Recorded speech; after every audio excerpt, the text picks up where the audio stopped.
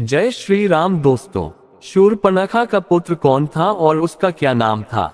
हरि अनंत कथा में रंगनाथ रामायण में एक सर्वथा नई कथा मिलती है, जिसके अनुसार शूर्पणखा का एक पुत्र था जिसका नाम जम्बूमाली था। कथा के अनुसार जब रावण ने अपने बहनोई विद्युज्जीह का वध कर दिया, उस समय शूर्पणखा 6 महीने की गर्भवती थी। रावण ने शूर्पणखा को अपनी इच्छानुसार पति का वरण करके जीवन व्यतीत करने के लिए आज्ञा दी। शूर्पणखा पंचवटी में चली आई और वहां पर उस समय उसने जम्बूमाली नामक पुत्र को जन्म दिया। जब जम्बू बड़ा हुआ तो उसने अपने पिता के बारे में शूर्पणखा से प्रश्न किया।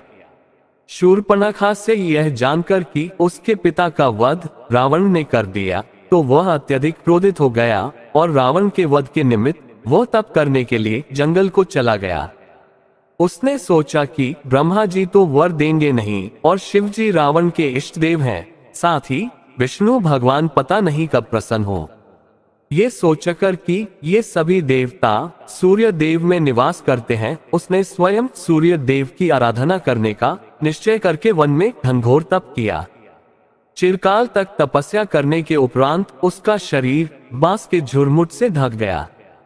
तब सूर्य देवता ने आकाश मार्ग से एक दिव्य खड्ग भेजा। संयोगवश ठीक उसी समय भगवान श्री राम का वनवास हो चुका था और वे अपने लघु भ्राता लक्ष्मण और सीता जी के साथ में वन प्रवास के लिए पंचवटी आ चुके थे। अचानक एक दिन लक्ष्मण जंगल में लकड़ी काटने के लिए गए और ठीक उसी समय घनघोर शब्द करता हुआ वह खड्ग अचानक हवा में लहराने लगा और वह खड्ग तत्परत जम्बू के पास में जा करके ठहर गया। खड्ग से आवाज निकली कि हे जम्बू कुमार, आप धन्य हो, आप ये खड्ग स्वीकार करें, श्री सूर्य देव ने मुझे भेजा है।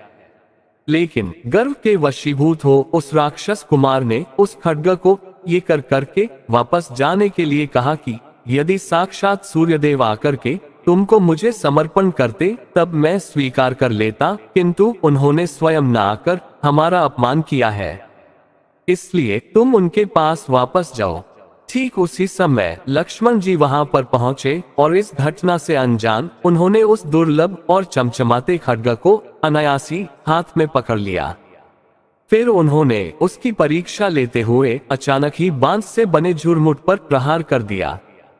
तत्काल ही एक मुनि कुमार 2 टुकड़े होकर छटपटाता हुआ दिखाई दिया। अब तो लक्ष्मण जी एकदम से कातर स्वर में विलाप करने लगे। उन्होंने कहा कि मैं दशरथ का पुत्र और श्री राम का लघु भ्राता ऐसा जघन्य कृत्य कैसे कर बैठा। अब तो मुझे जीने का हक नहीं। और फिर वह आत्महत्या करने को तत्पर हो उठे। फिर कुछ सोचकर उन्होंने प्रभु श्री राम के पास चलकर अपना अपराध स्वीकार करने का निश्चय किया। वे राम के पास पहुंचे और सारा वृतांत प्रभु को सुनाया। प्रभु भी चिंतित होकर कुछ सोचने लगे।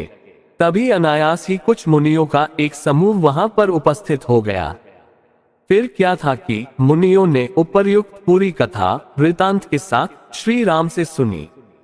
उन्होंने श्री राम को ये बताया कि वह ब्राह्मण या मुनि कुमार नहीं है, अपितु राक्षस कुमार है, और अगर वह खड्ग खुद उसके हाथ में आ जाता है तो वह सारी मानवता का विनाश कर देता।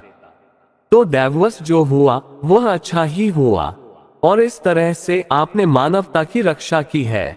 आप शोक त्याग दीजिए। हे राघव, आपके कुल के किसी भी व्यक्ति से भूल से भी किसी की अकारण हत्या नहीं हो सकती है। इस प्रकार हम कह सकते हैं कि शूर्पणखा के पुत्र का नाम जम्बूमाली था। ये कथा अन्यत्र कहीं नहीं मिलती। यहाँ तक कि श्री रामचरितमानस, वाल्मीकि रामायण या किसी अन्य ग्रंथ में भी इसका उल्लेख नहीं है। सिर्फ ये कथा रंगनाथ रामायण के अरण्यकांड में उपलब्ध है। तो दोस्तों, शूर्पणखा के पुत्र की यह कथा आपको कैसी लगी हमें कमेंट बॉक्स में लिखकर जरूर बताएं, और अगर आप हमारे चैनल पर नए हो तो चैनल को सब्सक्राइब अवश्य कर ले और वीडियो को अपने दोस्तों व परिवार वालों को भी जरूर शेयर करें। और आज की हमारी यह वीडियो देखने के लिए आपका दिल से बहुत बहुत धन्यवाद। बोलो जय श्री राम, जय हनुमान।